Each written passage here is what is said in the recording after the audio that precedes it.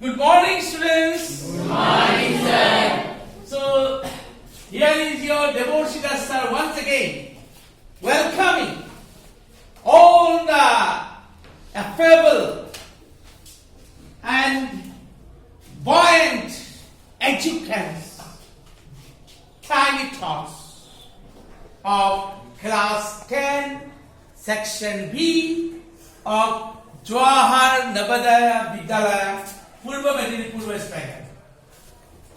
So, students, today I am going to tell you at length many rules of English grammar. So, I will decentralize all the rules into 3 videos. This is the first video, part 1. Today I am going to start part 1, then after part 1, part 2 and part 3. And each video, okay, will be of 20 minutes each.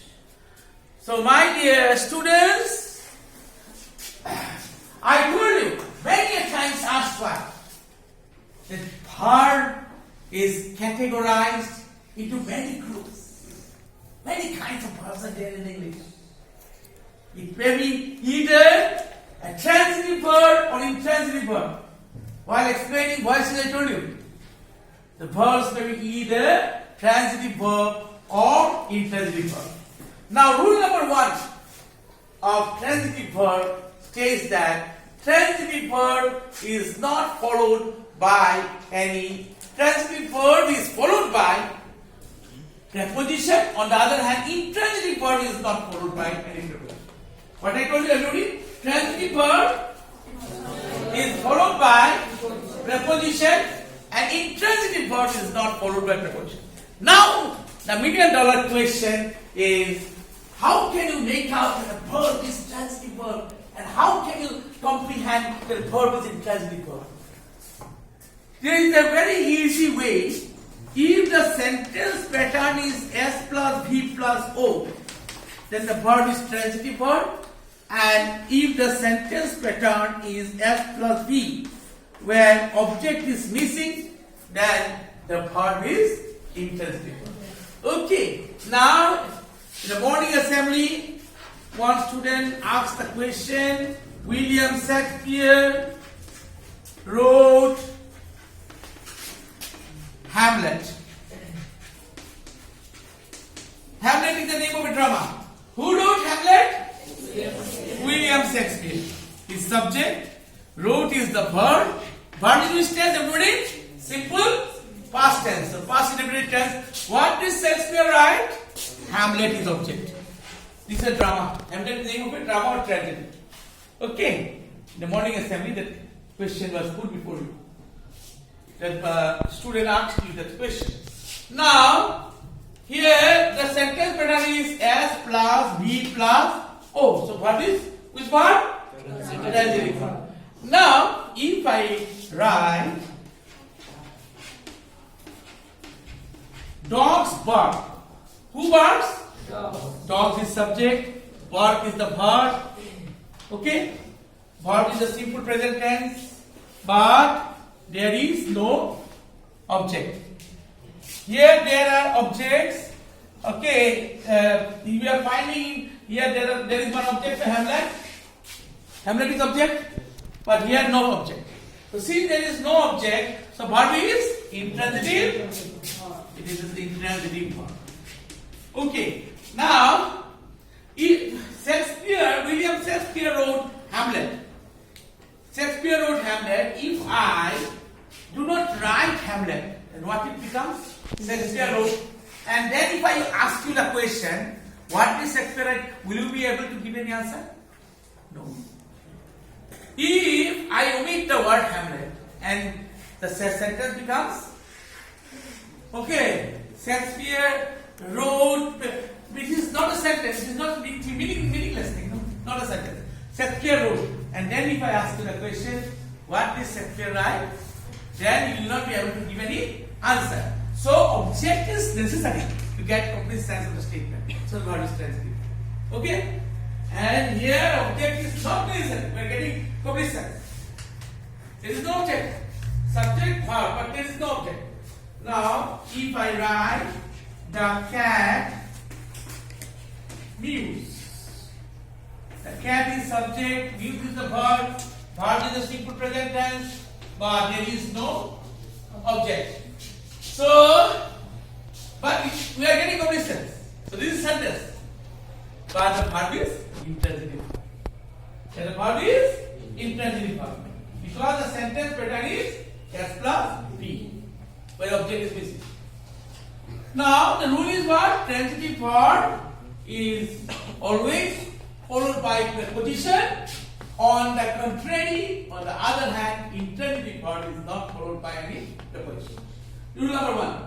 Next rule.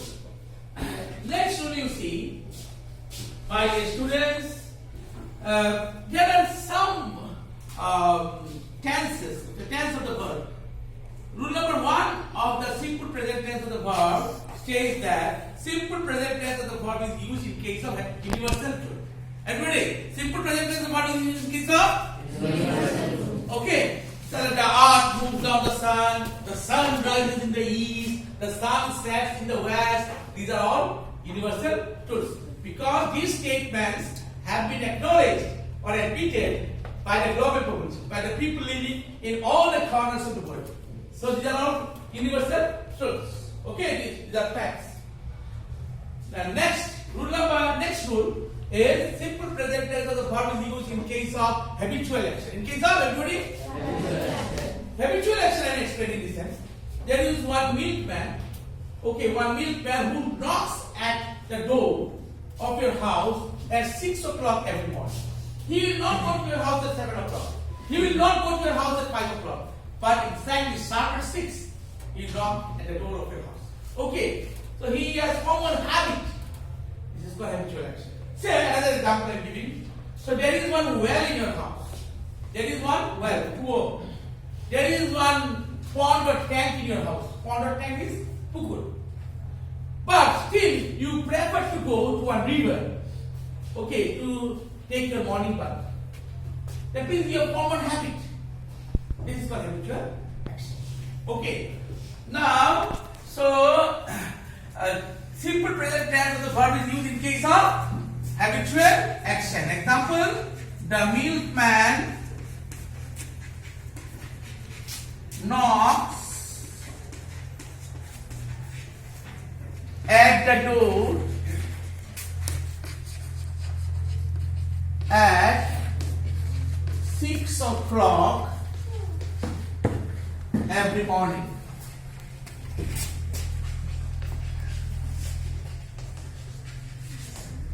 This is the example.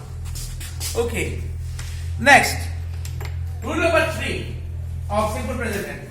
Rule number 3 of simple present tense of the verb states that if there are two verbs in a sentence, how many verbs, everybody? If there are two verbs in a sentence, and if one of the verbs is in the simple future tense or future indefinite tense, then the other verb must be in the simple present tense. Okay. So what did I tell you? Everybody, how many verbs will be there? 2 verbs. If one verb is in which tense? Simple future tense. The other verb must be in the simple present tense. Example you see, say, if you neglect your studies,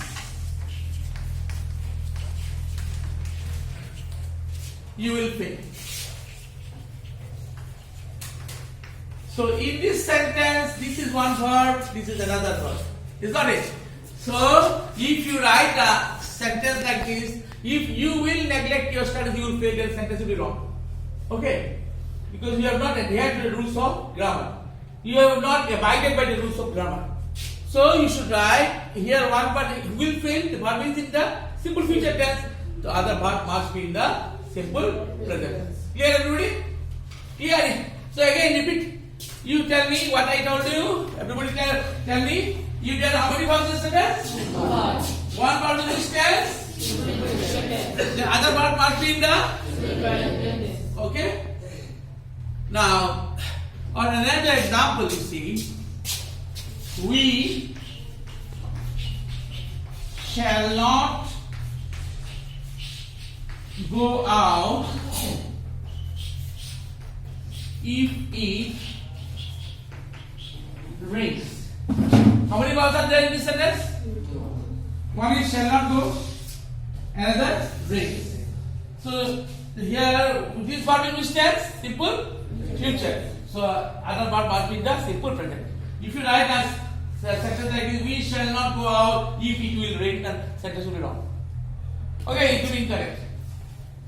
Understood everybody? Next rule.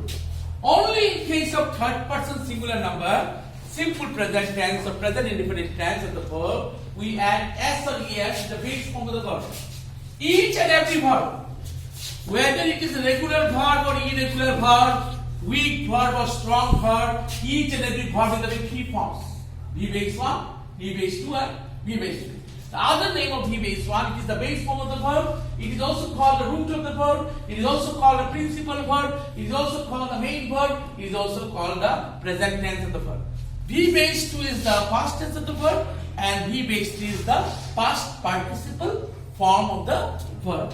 As for example, fall, fell, fallen. Okay.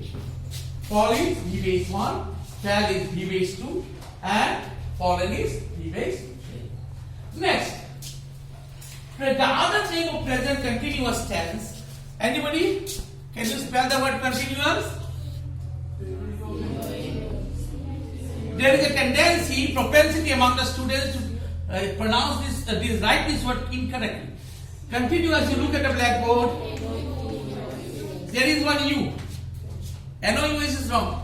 C-O-N-T-I-N-U-O-U-S. Continuous. Then sensuous, you see again. U-O-U-S. Sensuous. There is one U. You miss it. You don't write it. Okay. So you have to write the spellings correctly. Okay. Accommodation. Can you spell the word accommodation? A-double-C-O? Wrong. A-double-C-O double M-O. D-A-K-I-N. A-double-C-O double M-O D-A-K-I-N. Allotted, anybody? Can you spell the word allotted? Wrong. Allotted. You look at the blackboard. This is the spelling of allotted. A-double-L-O-double-T. Not single T. Okay. So there are many things to learn in life.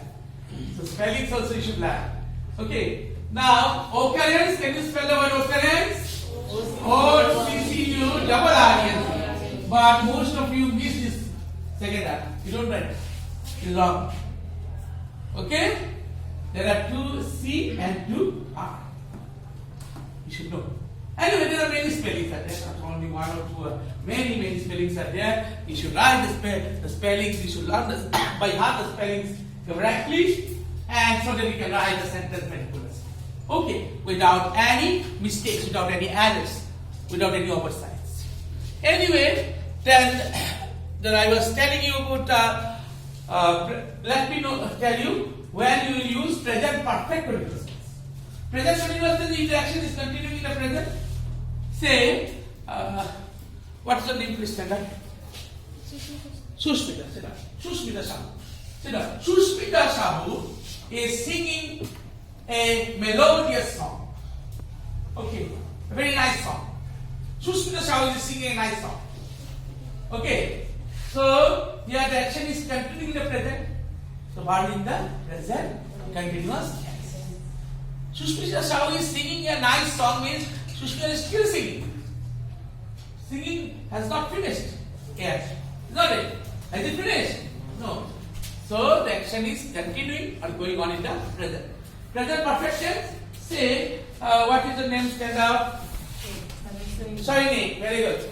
Now Shainik, you look here. Shainik has arrived just now. Shainik has arrived just now means the action has finished just now or completed just now. If any action has finished just now or completed just now or perfected just now, then we will use the verb in the present perfect tense. Now, when should you, the next rule is that, when should you use the verb in the present perfect continuous tense? This is a million dollar question. Yes? Any idea? Okay, listen. Attention. attentively. Please give your attention hearing. If any action started in the past, action, everybody? Started in the past. The action continued in the past, action? Continuing the past. And the action is still continuing in the present. And the action is? Still continuing in the And present. the part will be used detailed in the present perfect continuous. As for example, if you write, it is raining for 3 days, answer this sentence is wrong. It has been raining for 3 days. Because the action start, rain was there before 2 days or not? Yes. Rain was there, it was raining, no? Yes. Rain was falling 2 days ago also. Yesterday rain was falling or not? Okay? Today also it is falling. So the action started in the past, the action continued in the past, and the action is still continued in the present. So we use the part in the present perfect continuous. So it has been raining for 3 days. So say Shaya has been suffering from fever since Monday. Say today is Saturday. Okay. So Shaya was suffering on Thursday or not? Yes or no? Suffering no? Shaya was suffering on Friday or not? Today is Saturday. Shaya was suffering on Wednesday or not? Suffering no? Today is Saturday. Is he suffering now or not? Huh? He's still suffering. So the action started in the past, the action continued in the past, and the action is still continuous. So the correct answer will be Shayo has been suffering from fever since Monday. Clear now?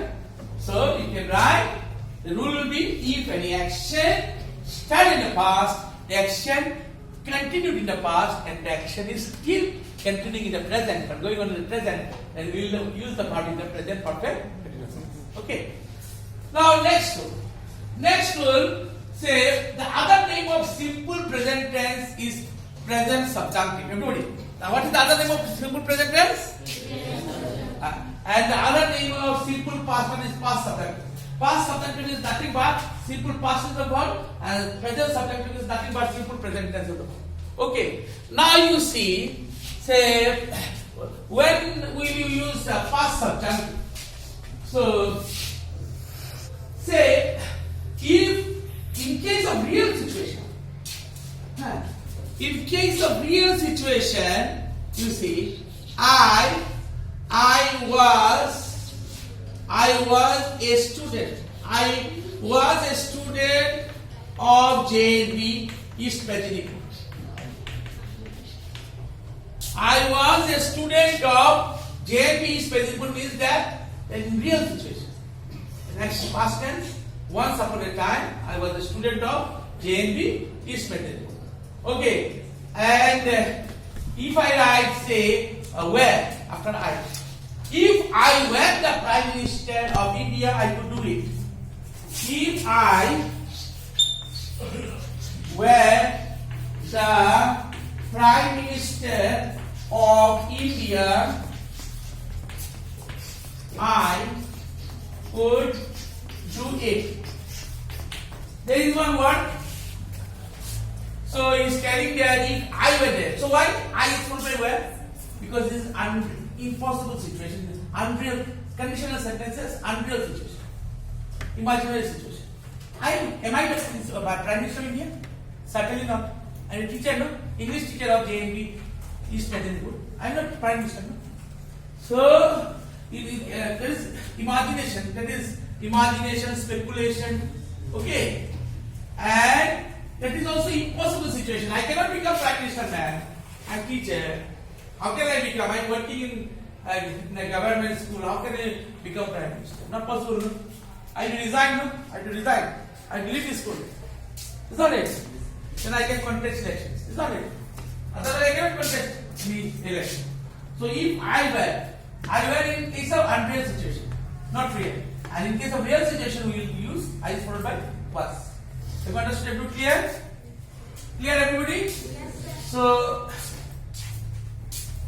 if I were the Prime Minister of India, I could do it.